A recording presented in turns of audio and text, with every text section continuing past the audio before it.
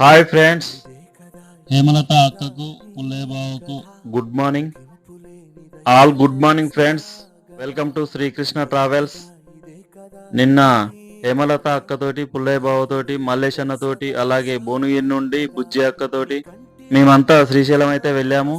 శ్రీశైలంలో అక్క సబ్స్క్రైబర్స్ అయితే చాలా మంది చాలా ఘనంగా రిసీవ్ చేసుకున్నారు. బోటింగ్ వాళ్ళు అయితే బోట్లో ఫ్రీగా తీసుకెళ్లి చాయ్ కూడా తాపించి చాలా ఘనంగా రిసీవ్ చేసుకున్నారు.